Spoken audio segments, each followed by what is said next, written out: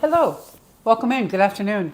My name is Mary, and you've come to my YouTube channel, Mary's Moving On. Thank you very much for joining me. Appreciate it.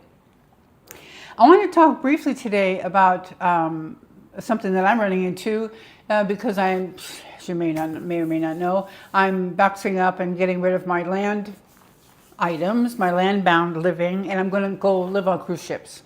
And part of this process is getting rid of stuff.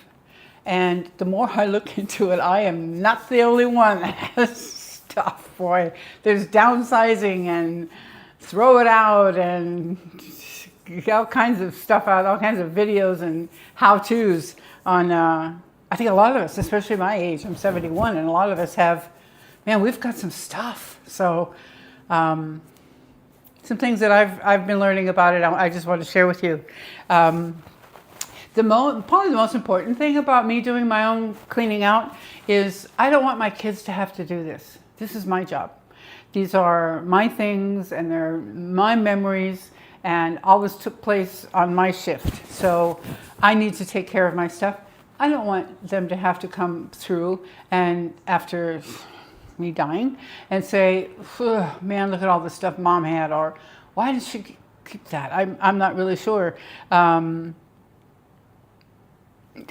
Who knows? I mean, we all have our own stuff, but I do know that those in other generations kept a lot more stuff than my generation, and the generation after me, my 30-year-old kids, they don't collect a whole lot of anything. So interesting how that post-war generation was so set on, hold on to stuff because you never know, and it just sort of dwindled from there, or it's gone down from there. Recently, I've had the opportunity to have to go through one of my family members' things. He passed away in September, and it's amazing how much stuff we have. But the whole time I was thinking he was a single guy, so he had lots of car parts and nuts and bolts and oil and stuff.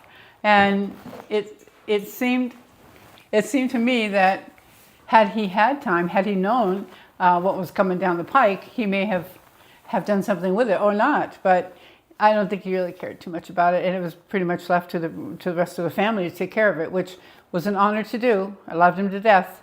However, I think we're carrying too much stuff. I know I'm carrying too much stuff, and that just gave me the impotence for, I need to change that. Years and years ago, my mother passed away, and she was in that generation, pre and post war, and my mom had everything you could possibly want. I got the screwdriver, I have that, and whatever you're looking for, mom had it. So I don't think she was a pack rat. I mean, it wasn't a hoarding situation, but I think they were raised like that, like, just save it because you never know, and just some pretty obscure things. Well, cleaning out her house after she passed away was quite a challenge. It took weeks to go through that, and you can't really stumble on her memories and yours, because yours collide. Though that was her things, and I didn't want to disrespect anybody saying, get rid of mom's stuff, just donate it, throw that away. However, I think that I'm forgiven by them both. I don't imagine they're in heaven saying, "Oi, leave my stuff alone. And you should to save it and box it and carry it around like I did." They're not those kind of people. They're get rid of it, let someone else use it. So that relieves that. But the amount of stuff, boy, and I'm older I'm older now than she was when she passed away. I'm thinking, this change of mine, this is going to a ship life, is forcing me to get rid of things, and it's forcing me to open up avenues to let go of stuff so I can bring in new memories and I can have new experiences, because that stuff is long gone. So there's a lot of added stress to carrying this stuff around, as I said, the memories are mine, and the memories are yours, and the memories are his, and I think we're kind of all responsible for our own stuff.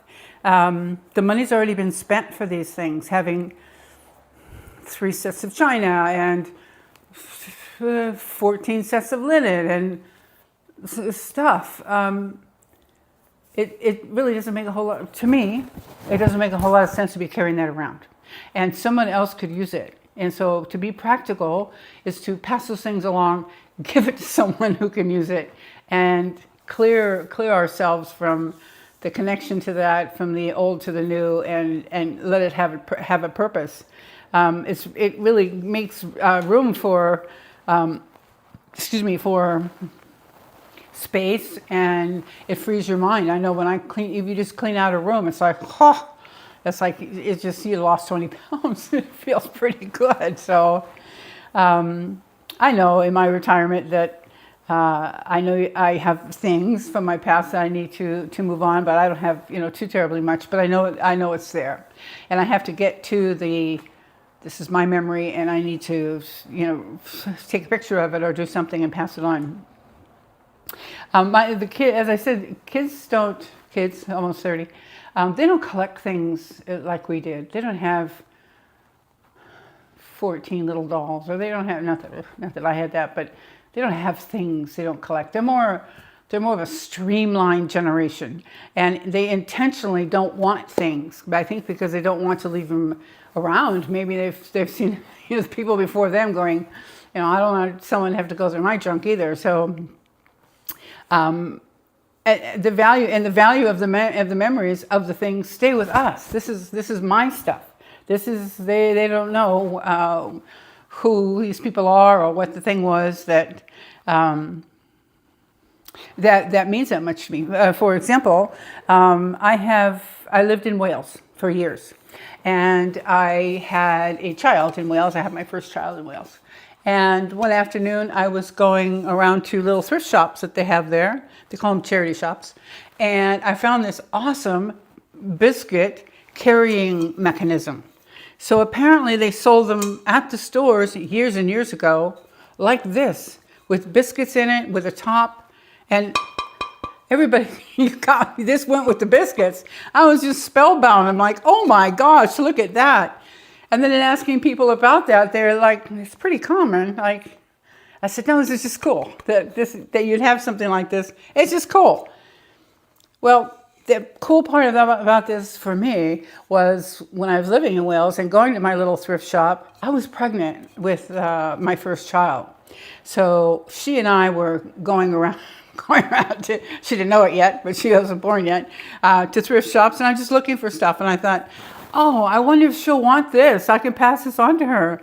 And it just occurred to me, she's not even born yet. I'm already trying to schlep off some of my stuff to her. So, see, it starts young. It starts here. I'm going to enjoy it, but I'm going to, give it to my kids. They don't want that stuff. They have their stuff, and if they had wanted it, they would have it already. They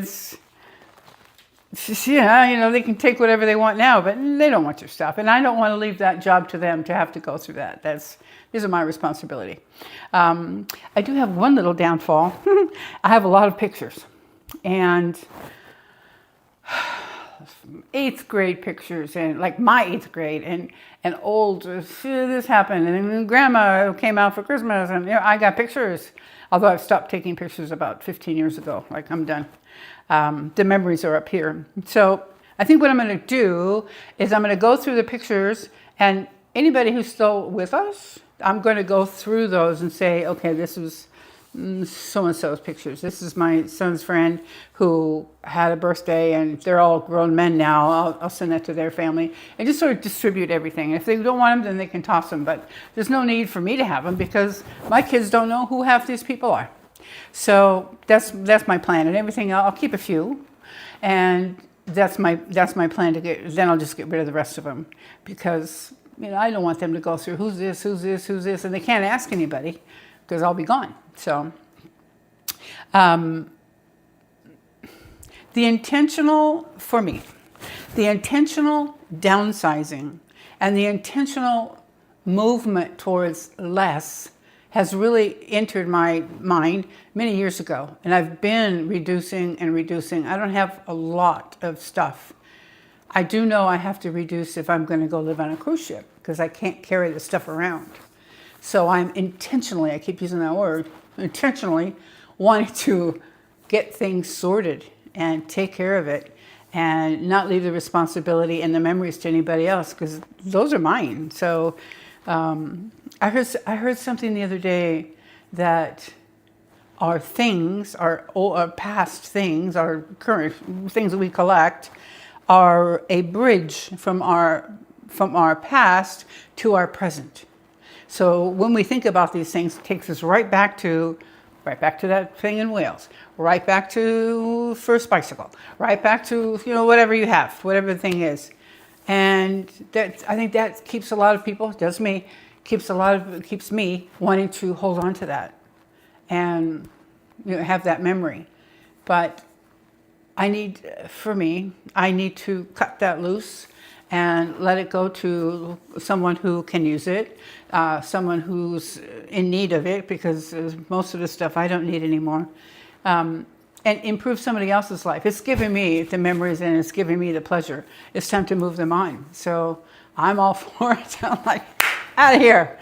I remember when we were younger, speaking of out of here, my mom, who, again, wasn't a pack rat, but the girl had everything. She had a junk drawer. And in that infamous junk drawer was everything you could possibly think of. If you needed tacks for the wall, she had it. If you needed a measuring tape, it was in there. If you needed special elephant glue or gorilla glue or whatever it was in there. Rubber bands that were long, medium, and short. But Mom's got it. And it was all in this junk drawer. And I think, there's a lot of, her house had a lot of stuff. But this culmination of, you never know you're going to need it. So keep it all in one drawer. And she was actually pretty smart about that. But we never used a tenth of those things that were in there. Especially now, you just don't need most of it. But I think that holding on to, maybe I might need it, or maybe we're going to need it. So let's keep it around just in case. So, yeah. That keeps us bound to our things, I'm afraid. So anyway, thanks for joining me today. Any comments, please leave them. You may have a question or two, and I appreciate it.